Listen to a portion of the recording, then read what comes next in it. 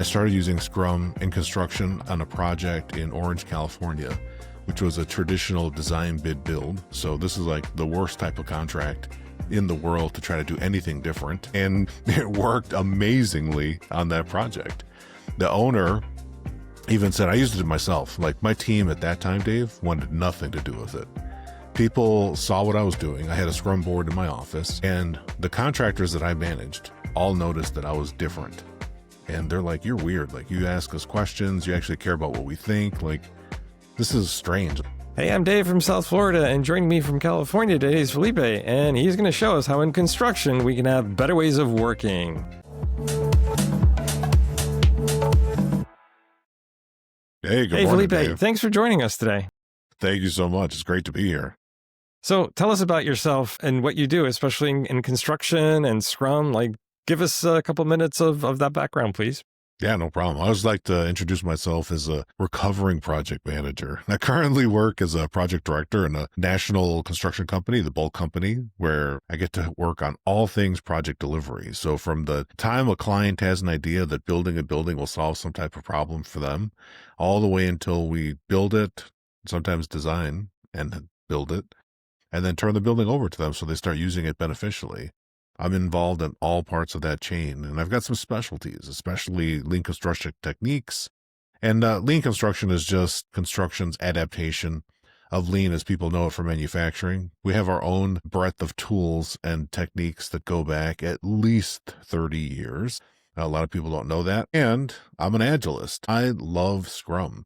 And as you know, this got us united and connected. I think we met in Boston. I wrote a little book called Construction Scrum, and it's almost 400 pages if I round up, so it's not that little. It's not a pamphlet, it's an actual book.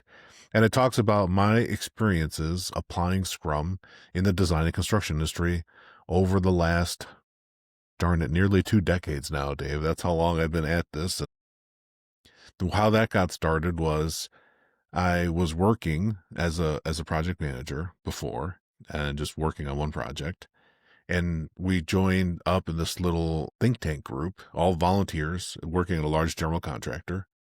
And I've, in my entire career since I started in construction, after graduating with the electrical engineering degree, it's been always project management of some flavor. I've been a superintendent, which for people listening in Europe, it's like a site supervisor. I've also mostly been on the project management side, all things like contracting, change orders, managing people, managing trades, different contractors, that type of good stuff. And then after I got into lean in this think tank, I started reading books and learning again. And I talk about this in my book.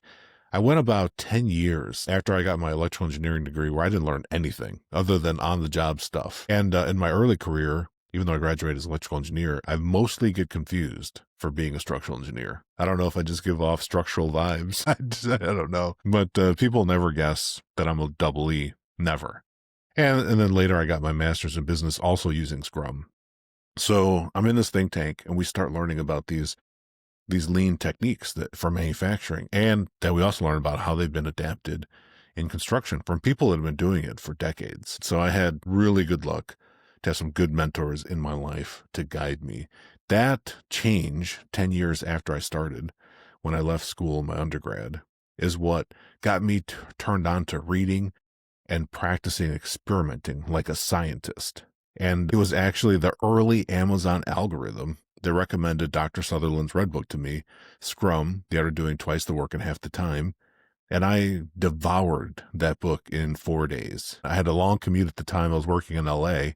LA traffic is legendary. Like I've been in LA. Yeah, so like I was working, just 2 counties adjacent, and it would take me typically about 3 hours to go home at certain times of day. And in the morning, traffic was a little more predictable, an hour and a half. But so that gave me plenty of runway to consume Jeff's book in the audio form. And then I bought the book. I bought a hardcover, because I think at the time it was only available in hardcover. And I went through the book in 4 days. And on the 4th day, I finally had the hardcover. And I learned in the appendix that I could start doing Scrum myself in like 2 pages of instructions. And I did. That weekend, I grabbed my son. At the time he was like 4 years old, and we made a scrum board on the back of his door. We were about to go on a trip, and I thought, if I could get this to work with this kid, and your own kids listen to you less than other kids. So I was like, if I could get this kid who listens to me less because he's my kid, this could work at work. And it worked. And so after that, I came back to work after that short vacation, and I started using Scrum in construction on a project in Orange, California, which was a traditional design bid build. So this is like the worst type of contract in the world to try to do anything different. And it worked amazingly on that project. The owner even said, I used it myself. Like, my team at that time, Dave, wanted nothing to do with it. People saw what I was doing. I had a scrum board in my office, and the contractors that I managed all noticed that I was different. And they're like, you're weird. Like, you ask us questions. You actually care about what we think. Like, this is strange. Like, usually general contractors just tell us what to do constantly, and they usually waste our money. I had many contractors tell me how general contractors waste their money. So that's why I started with recovering project manager, because I had to recover. My skills and tactics were very limited because of how I learned on the job, watching people who'd been doing it for like 30 years. All of my mentors in the early days, Dave, were like 25, 30-year veterans. I was lucky to be on a very experienced teams early on. And then after using Scrum, that project actually finished 1 month ahead of schedule. We closed out and left the project on time. We didn't have a delayed leave of project. And the owner said it was the first time in the 12 years that they were a construction manager running it for the owner on a university. First time in 12 years that a project finished without claims, litigation, or mediation. First time ever. They never had that happen before. And every contractor on the project made money. Every single one. So everybody made money. We didn't get done twice as fast, but we got done a month early. And in our industry, in construction, most construction projects fail to finish on time. And there's statistics for that. It's usually 1 out of 4 for projects that are less than $1 billion. So like hundreds of millions of dollars and smaller, only 1 out of 4 has a chance of finishing statistically on schedule or ahead. So the vast majority, 75% roughly, finish late. And so that was amazing. That experience to do it on a project where my team didn't want to do it, I did it anyway. And it worked and made my life so much better. I stopped working nights and weekends. Like so many people, I was on the verge of burnout. And when I discovered Lean in that think tank group, I was on the verge of burnout at that time as well. And I stayed with that group for such a long time that they eventually created a position where I can do Lean full time in that company. We took a department of no one to one, and then I was able to scale using Scrum that I learned, thanks to them just reminding me that you can still learn after you start working. Learning doesn't have to stop. I was able to scale that and make billions of dollars of impact at that company with projects from coast to coast. And then some years later, like all great stories, management changes and the next generation comes up, and the new generation of management at that company said, we don't want to be lean. We're going to go in another direction. And they shut down the whole thing, even though we were returning 1000% ROI as a department of one, and we were going to scale out. When I tell people, like, a lot of time people say they care about time and money, and that's a lie. People care about different things. It's not always time or money. It was. So they just wanted to go back to old project management? Yeah, they wanted to go back. The newer generation had been trained up by 2 generations ahead of me. I'm like 5 years old, and at the time I was in my late 30s, roughly. I was about 41 when I finally left, and they just wanted to go back to traditional ways. They thought that would work better for them, and I do have a lot of friends, and I actually got an email today from LinkedIn, and LinkedIn tattletales on them constantly. So even at the company I used to work at, most of my profile views come from employees of my past company. It's just hilarious. And I get that type of email like all the time, and people always like, Felipe, you share so much on LinkedIn.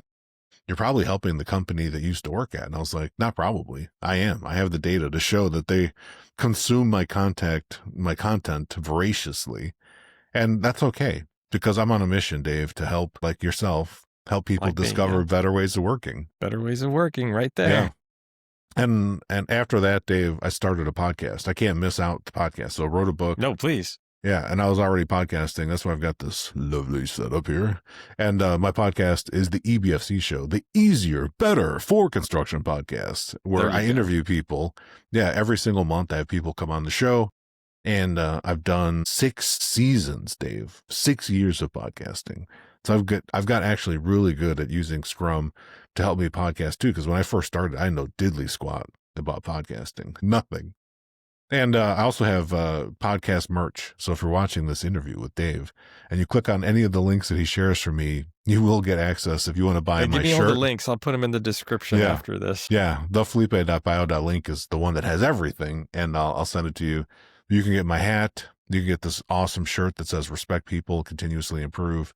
Those are available, and stickers, of course, just like the one of the logo on the show. If you want to support a budding podcaster, all the generous contributions help to power my show, because you need a little help sometimes. You need some good gear. These nice microphones don't pay for themselves. No, they don't. Yeah, that's a little about me. And then I've got Dave was talking to me before we hit roll. My son now, that little 4-year-old kid is now almost 16. And he's also trained as a Scrum Master. I trained him a few years ago, and he's published his own book called Scrum for Teens. He's got his own book, right? Mm-hmm. Yeah, he's got his own book, Scrum for Teens. And I'll put that in the description. Thank you. He recently turned the tides on me. We watched this funny show called Hot Ones, where people eat 10 different hot sauces, increasing in heat on wings while getting interviewed. And so he wanted to interview me, and we got that box of 10 for the current season of Hot Ones, and we got roasted. But he did a great job interviewing me, and he even said afterwards, he's like, I guess I could do a podcast now that I've interviewed you. I was like, yeah, you could. So he used to transcribe in the early seasons all the shows before we had AI doing the transcription. So he would watch the shows and hand transcribe them for me back in the day. So he knows some of the shows. And that's how of all the people I interviewed in the first couple of years, J.J. Sutherland was his favorite interview. Really? And I told him, I'm not surprised. Not surprised. It's like, and I was like, you don't even, he's like, not even Jeff's interview? He's like, no. He's like, he just likes the way JJ thinks. And I was like, there you go. And I was like, from the mouth of a child. And is he wanting to follow your footsteps? Yeah, he actually Construction is playing around with the idea of civil engineering. And he's changed his mind a few times. When he was really young, from like age 5 until probably age 13, he was convinced he was going to be a psychologist or a psychiatrist. Convinced. And at some point, you spend enough time with me, I'm very influential, Dave. He decided, no, he's going to follow Dad's footsteps, and now he's going to pursue civil engineering. And it's getting closer. I told him, I was like, don't worry about it. You got time. You can always change careers. Like, I actually started off as computer engineering, and then Y2K hit while I was in school, and I watched 50,000 plus computer engineers, computer scientists lose their jobs after Y2K. And I pivoted to electrical engineering while I was still in school and got out, and I've been working ever since. Nice. So this is where I talk to a lot of people about Agile and Scrum, and they say, well, it's a software thing, right? Like, you can't do Agile or Scrum like in construction. Like, well, no, actually, I know somebody who's doing it in construction. So can you give a little bit more insight of like what that looks like? You get construction folks around for daily Scrum, you do sprint goals. Like, what does that look like? Can you give us a generic view of that? Absolutely. So in the lean construction space, we have a parallel called the last planner system of production controls, which people colloquially call pool planning. And pool planning is, like, I would just say, a bastardized version of what a good Scrum board process would be, using visuals in a systematic way. So those two systems, Scrum and last planner system, are both based on the same foundation. They're both based on the Schuhart cycle of continuous improvement, or PDCA, plan, do, check, adjust. Plan, do, study, act, which was made super famous by one of my heroes and mentors, William Edwards Deming. And then later, John Boyd studied that. As we know, we trained with Jeff Sutherland. OODA loop, yeah. And created the OODA loop, observe, orient, decide, act. And it's exactly the same thing. It's just I think that John Boyd got really crazy with flowcharts. And he made his like super interesting and fascinating. But he's trying to teach people how to save their lives when they're in active combat, specifically in aeronautics flight combat, which Jeff studied and learned when he was a little budding military grunt back in the day. Not true. He graduated from West Point. So he was an officer, right away. But I got family in the military, so take that, grunts. Because I do have some non-officer relatives. They don't watch my content. This is not for them. But I always just like to get a jab in my uncle. Okay. All right. All right, Pepe, you're good. So where I'm going with that is that system has a series of steps and I actually talked to Jeff about this when we first met. And I talked to people, there's a Lean Construction Institute that kind of codified and formalized a lot of these different concepts. And they said that in the 90s, they co-mixed. They were at some conference, they were studying from each other. And the people who developed the system, the founders of the Last Planner system are two men, Glenn Ballard and Gregory Howell. Glenn is still with us now, but Gregory has moved on. He's graduated from this life. But they were at some conference. This is according to the legend. Jeff remembers some construction people bumping into them, meeting them, doesn't remember names, and neither did Greg and Glenn. I asked all three separately. They know that they met and like mixed ideas at something, but none of them know what it was. They can't remember when or what. So I love it how these three old people can't remember something that influenced. There's some influence on it. And the system is really simple. It starts, and Last Planner system answers 5 questions. And this is what makes the system whirl. Like Scrum, you do these different steps, like Dave, you mentioned some of these. So in Last Planner system, answering these 5 questions: should, can, will, did, learn. And when you answer those 5 in a methodical, visual way, you end up getting a Scrum board of sorts. But the Scrum board has days of the week as columns. Instead of to do, doing, done, the typical things we know, plus a backlog, you end up getting these weekly boards, these weekly Kanban boards of days of the week, Monday, Tuesday, Wednesday, Thursday, Friday, where the people on the project will make tasks like Scrum stickies, exactly the same, and they have to answer on the task 2 questions. What will you do? And what do you need to get it done? So it's a little more structure than a typical Scrum task, than the most basic one, but not too much more. And then that allows people through a series of guided conversations to come up with a backlog, a prioritized order of what we're doing in cycles of work. And the most typical cycle in the early days of Last Planner system was actually 2 months. Now, if for those people old enough to remember Scrum, when Scrum first started, it did not have a limit on the sprint cycle of 4 weeks. That came later. Originally, they were also planning in bigger batches of 6 weeks originally, which is hilarious because both waterfall or critical path method scheduling, the original look-ahead schedules that the software generated for, and it's used across multiple industries, was 6 to 8 week schedules. So people planned on the shorter scheduling, 2 months was normal because the software had a default report of 2 months. And then eventually over time, Last Planner system has now, on average, people plan in 30-day cycles or less. And in Scrum, the Scrum Guide says your sprint cannot be longer than 30 days. Wow, what a coincidence. What a coincidence. These things are very similar. And so people get these Kanban boards, and you have a current week, which is your current sprint. And this is very easy for people to plan, no matter what industry you're in. Everyone can plan in 5 days. That's like, I say everyone, and I mean everyone. Everyone can be part of a plan.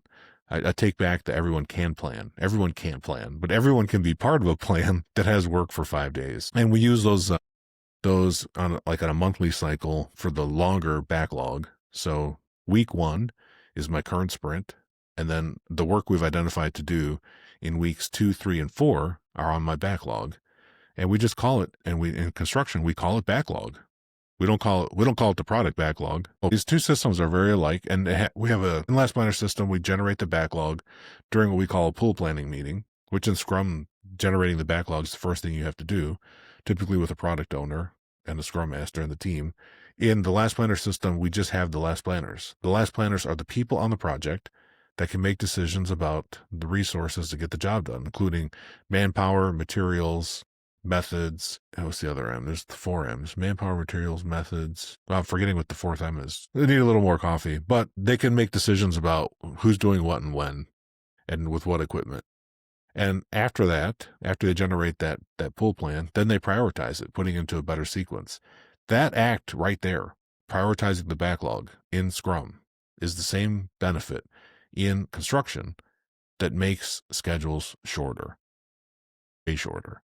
So I learned Last Planner system first, and I practiced it for about 10 years before I learned Scrum, or maybe about 5 years. And I remember, let me go back one more sip of coffee, and then my math will get better. Hold on. Take your time. I So need another cup myself, but take your time. yeah, so after teams do that initial pull planning and they generate that prioritized backlog, those plans are typically 20% faster than what the waterfall schedule says they'll be. And when I say waterfall schedule, I'm talking about a critical path method schedule, a Gantt chart schedule that was invented by Henry Gantt, made popular during World War I trench warfare, which was then weaponized by the DuPont company for continuous flow manufacturing. I know a lot about Gantt chart schedules, Dave. I used to also do scheduling on construction projects. I used to have to F9 my life to death doing updates on waterfall schedules myself as a project manager. So when I talk about scheduling, I know what I'm talking about. Like I said, I had the benefit of having really experienced people train me up when I came into the industry. And Oracle is one of the biggest Gantt chart scheduling software companies in the world. And they hear me talk on Not social Microsoft, media. Oracle? It's Oracle. Oh, I Yeah, didn't know that. Oracle in construction space. Now, Microsoft Project is getting more market share in the construction space, but Oracle still reigns supreme with Primavera P6. And now they have this new program called OPC, which I forget what the OPC stands for, but it's like a cloud-based version. It's probably like Oracle Project Cloud or Oracle Planning Cloud or something like that. I don't know. They can correct me. But I get called into the principal's office by Oracle, at least quarterly.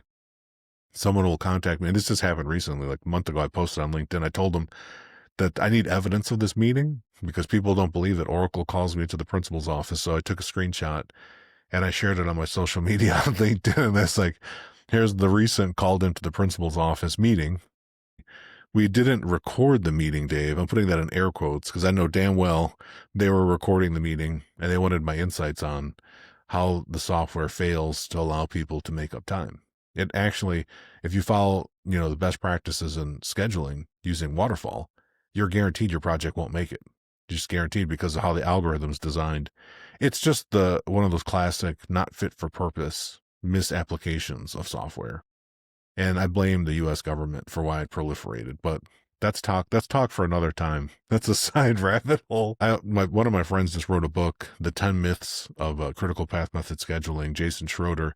I wrote the foreword to that book for him, and he does a really good job. I'll get you a link to that book. So if people want to read why that type of scheduling is bound to fail, Jason did a good job citing sources. It's very academic, but it reads super easy. You can listen to it in one commute to LA from anywhere that's not in LA or just crossing town. You could probably hear the whole book by the time you cross the city. Right, across on the 70 or something. Yeah, so these two systems are really similar. So then I learned Scrum, and then I started using Scrum as my container to deploy Last Planner system. And in construction, I tell people, and Jeff said the same thing, like when I first trained with Jeff and became a Scrum Master, he said, tear up your business cards because you're going to serve in one of these three roles. You're either going to act as a product owner, a Scrum Master, or a developer, and everything will subordinate to those roles and responsibilities. And he's not wrong. He's not wrong. But, people love their titles, Dave. Like, I worked hard to become a director, and so I throw it out there like, yeah, I'm a director. It's got weight, but I was Scrum Master first. I became a Scrum Master. Actually, I became a Scrum Master, I think even before or right around the time I was becoming a PM. So it all came together at the same time. Now, in construction, using Scrum as the container to deploy Last Planner system, my Last Planner sessions that I have with teams always beat the schedule by 25 to over 30% every single time. And I have friends that have been doing Last Planner. I used to even teach a Last Planner facilitation, and I found who was the best in the space, in the construction space at the time. And I identified 10 different facilitators that were really good. And I told them, I was like, I will teach you the way that I do it for free. And if you like it, then you can pay me at least $500. That was like the deal there. I say, if you learn something new or if you realize, and you just be honest, you're on the honor system. If you realize that you weren't doing it correctly, you're missing steps, or it wasn't as effective, then you can just have the course for free. So it's win-win. But if you realize you learned something new, then you can pay me $500. So out of 10 people I put through that, 10 people pay me $500. Every single one, Nice. yeah, realized they had major gaps. And I just ran that as an experiment. And then I started offering that type of training. And I don't offer it anymore. And the reason I don't do it anymore is because there's no demand for it. People don't want to learn how to save time on schedules. Like I was saying earlier, like saving time is not that important to people. So there's other things that are important, but I still, where I work now, I get to use Last Planner System and Scrum every single day, 5 days a week, all the time. And I've had many different case study examples. I published case studies on my EBFC show blog as well. And I'm probably overdue to write like another 30 case studies. So little by little, I'm getting them written down and put on the blog. And that's where I share most of them, or in interviews like this. So I'll say, back to the framework, it has, if you write down, and I just did a video on this actually in my Scrum community practice. I showed, here's Last Planner System's flow and framework as a flow diagram. And then I've overlaid on top of it where's the Scrum vocabulary and steps right on top of it. And it maps like over 80% is 1-to-1. So, and I tell people like the reason these things map so well together is because they're both built on PDCA. That's why. So if you do PDCA, you're doing the foundational Scrum, even if you've never done Scrum before. And it's very powerful. So I've used that every single project team I work with, every single initiative I work with in the company, every single thing I do on social media, it's all run through Scrum. It's all Scrum powered. I got my master's in business in Scrum. I'm a master's in business using Scrum. I feel like I have a Scrum degree, else I'd be signing up for it. Yeah, I feel like I have a PhD in Scrum with as much Scrum as I've done. I've used it recently, and you've been through my personal branding workshop. I've run that whole thing with Scrum, and that's just for fun. Great. Yeah, and I do, everything I do, like even with my son, like the things that we do, we Scrum it. And he still has that teenager attitude that he had at 4 years old, where he's hard to convince to do things. I get text messages from my wife saying, he's not using Scrum today. And I was like, oh, there'll be words at dinner. There'll be words. The retrospective will be interesting. Yeah. Yeah. And then in the Last Planner System, there's some different types of KPIs and metrics. Like in Scrum, we really have velocity, and then we have patterns like the happiness metric. So we don't have tons of metrics, and people always get obsessed with like metrics, but if you just measure the basic things like how many people did it take and how long did it take, that's all the KPIs you need, because that's what business cares about. Like you need people to transform ideas, materials, and processes. So just measure the things that are meaningful, and you'll see that using Scrum will make everything go faster and better quality. So again, probably almost 2 decades of Scrum usage in the construction space. I've used it on design, bid, build projects, which are traditional projects. I've used it on design, build projects, and I've used it on integrated project delivery. These are highly collaborative projects where the contract has risk and reward partners sharing in the ups and downs of the job. So I've used it on all types, and I've used it on projects as small as $10 million and as large as multiple billions of dollars. So it scales very well. And I also have done some webinars where I've done some case study examples on Scrum at Scale on a $4 billion project with a team of, I believe, was over 30 different people. And I've used Scrum at Scale on a quality initiative where we updated policies and procedures for a 150-year-old company. And the executives who had had experience doing that had created a beautiful Gantt chart schedule that showed a 2-year project. And we finished that project in 4 months. Yeah, so it was way faster. And on my YouTube channel, I have that case study presentation somewhere buried in my YouTube channel, my Scrum at Scale part. And that was a funny one too, Dave, because my boss at the time was like, "Hey, you think you're pretty smart?" And we're halfway through the day 2 of the initiative kickoff with a team of over 40 people. He's like, "You're going to run this from now on." So I'm sitting there as like I'm supposed to be a participant helping to value stream map some stuff, and we weren't value stream mapping yet. That was why I was there, was to help with that section. And then he just decided, no, you're just going to run the whole thing. So he just like put me on the spot. So I stand up in front of the room cold with nothing. And I thought, well, what can I rely on to run this? Because these 40 people are not cheap. These are like executives, project managers, superintendents, and VPs, multiple VPs. We had like 8 vice presidents in that group. And I was like, this is a lot. We're burning a lot of money right now. I think we're spending like $35,000 every day we were together. That's how much money we were spending in just salary time. And so I stood up and I didn't tell them we're going to use Scrum, but I told them like, I have special training is what I said. I have special training and I have a system that's going to allow us to organize quickly, make changes as we need to, and deliver results every single week. I was like, would everyone be interested in allowing me to serve as the leader of this group? I asked for permission of the group first, even though my boss just told everybody Felipe's in charge. I don't rely on someone just giving me authority to have authority. So I just invited them to agree to accept. And they did. And we finished it stupid fast. And we even did a lot of enhancements. Like the original requirements were here, but we delivered higher than that. We went beyond, above Since and we had, beyond. yeah, we had That's time. great. Yeah, we had time. Yeah. We were like, we're early. And it was pretty amazing. That was good. And, people don't ask me, like, where I work now, where I work at the Bolt company now. When I got hired there, I was recruited by one of the vice presidents, who's a mentor of mine in the space, Will Lichtig. Love Will. And Will and I were intellectual challengers. So he's a recovering attorney, and I'm a recovering PM. So we have really interesting conversations about the different space. But I look up to Will as a mentor in the space. He's been a pioneer in these more collaborative contracts. It goes back way long, and he's been a long time lean construction advocate. And he's like, I want you to bring more Scrum to our company. He's like, it's one of the main reasons I want you to be over here, and don't be independent and come work here and just be yourself here. And I was like, great, then sign me up for that. And I thought we would do more Scrum, like intentional, like agile transformation type Scrum. And that just has not happened yet. But I stay busy enough just using it with all the teams I work with. And when I first started, I worked with teams from coast to coast across the country, and I was recovering projects. That's all I did for 2.5 years. I would fly in, and in 1 or 2 meetings with the team, I'd recover their projects so they could deliver on time. And I would use a couple different tools, but always Scrum powered the change. And I've done some case studies about that as well that I've published, and they're on my YouTube channel and my blog. But now I'm just in California working on a portfolio of about, if you total it all up, it's about $6 billion portfolio across 10 different projects.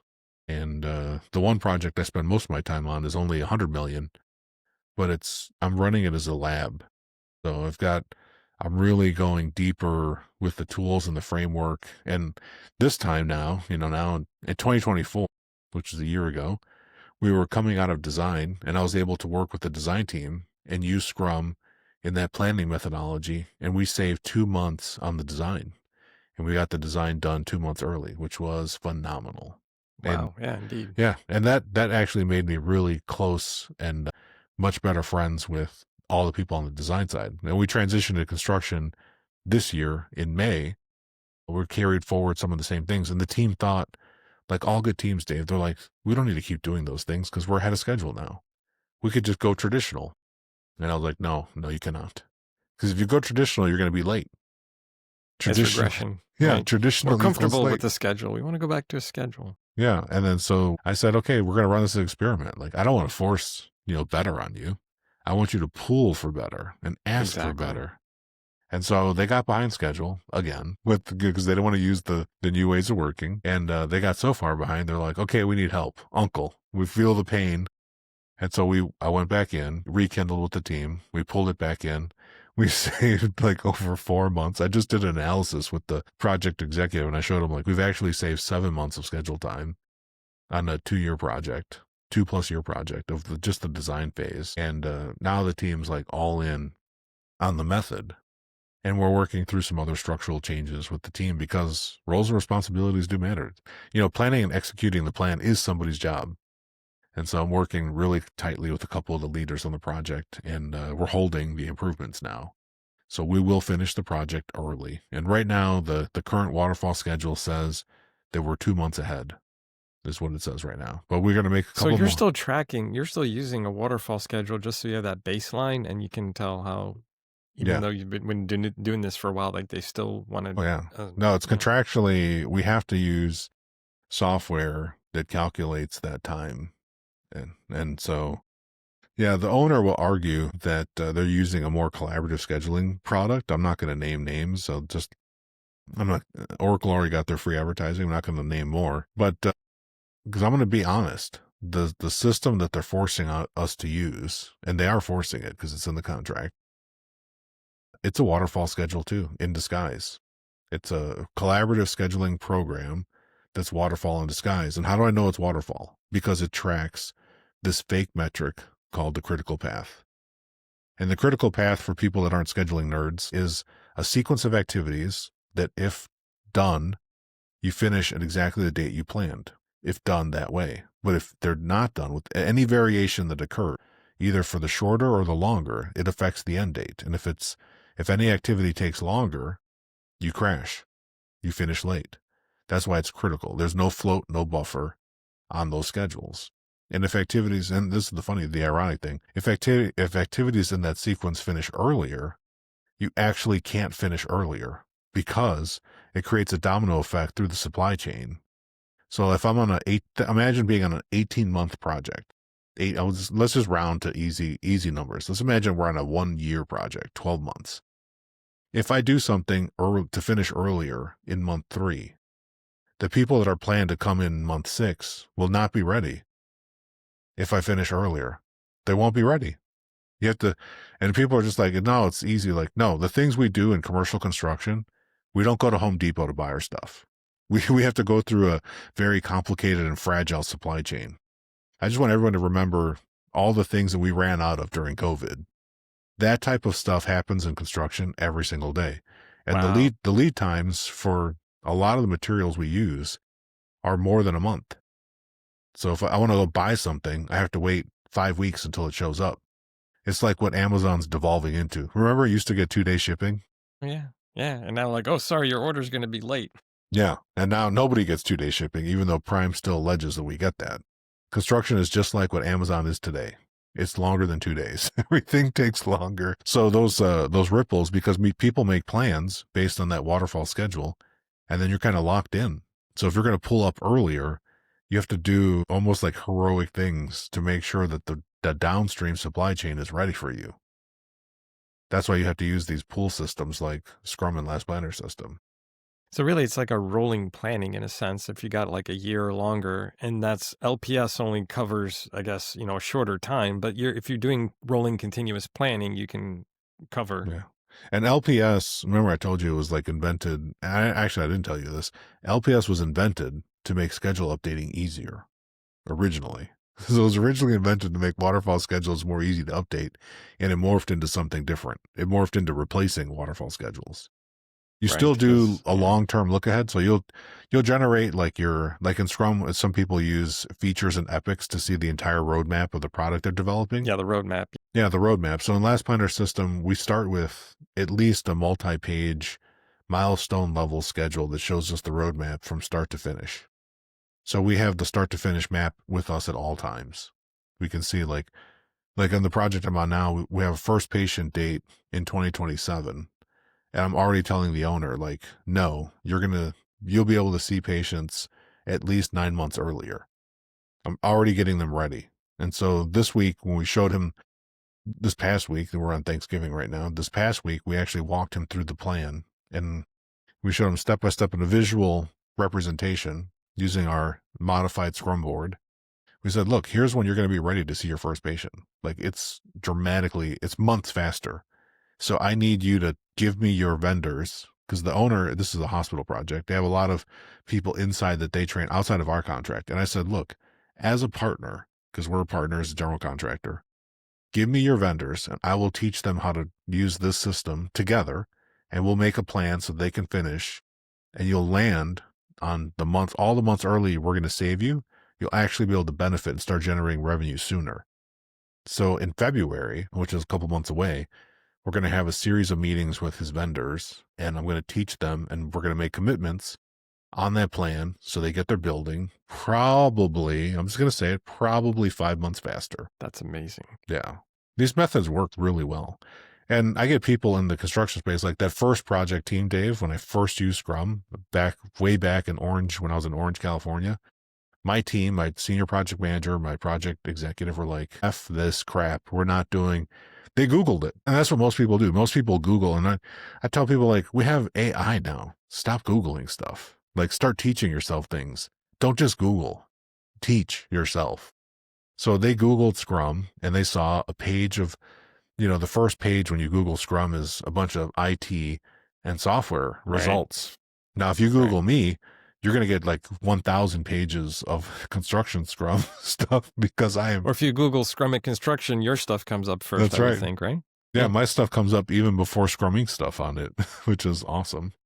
Thank you, search engine optimization algorithm. Yeah, because I've been talking about this and doing this for almost 2 decades. And a lot of people are like, oh, it can't be applied there. And, people, do your homework. Like Jeff Sutherland, when he first developed Scrum, he wasn't using it in software. It was hardware. So you haven't done your homework or your research. Scrum has been used in products, and we define products as services as well. It's the entire time, the whole time, always. There's only been a huge body of knowledge in software and IT where it's been shared quite a bit because I think IT and software people have so much free time, they write more.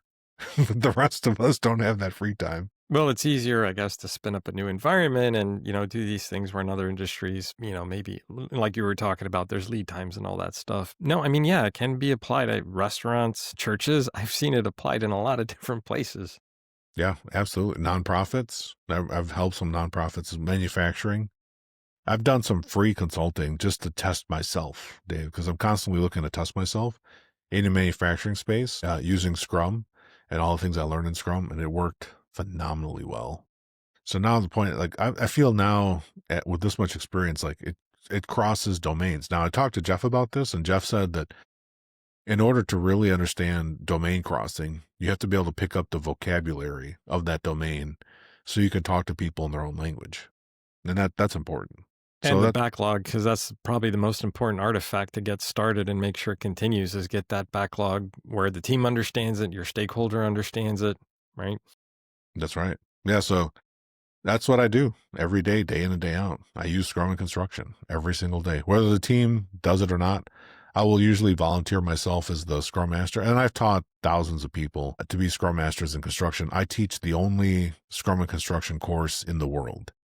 I have the current monopoly on that, but we're teaching other people. I think some of our friends, fellow trainers, are starting to pick up the deck and get interested. So they're finally getting interested, like after 5 years of me being the only one. But I've got plenty of runway. I'm only 45. Like, I'm going to teach Scrum and construction until I can't teach anymore. I'm going to be like my mentor, being worked all the way into his 90s. And I will do the same. Well, Dr. Jeff Sutherland, same thing, right? Yeah. He's still doing this. He's knocking on it. He's still in his 80s. He's still young. He's got plenty of runway. I think Jeff will live to 120. He's going to do it. He's using Scrum in his health companies. I remember like a year ago, we're like at a meeting with Jeff and he's like, yeah, I just started a new company today. I was just like, wow. It's so amazing. Yeah. Excellent. Hey, this has been a great discussion. I might have to split this up into 2 parts. We'll see. But you definitely answered the question. Can you apply Scrum in construction? And folks, there you go. So I'm going to ask you how to get a hold of you, but I know there's all this great stuff I'm going to put in the description. But basically, what's the quickest way if somebody heard this, like, I got to talk to Felipe right now? How can they get a hold of you right now?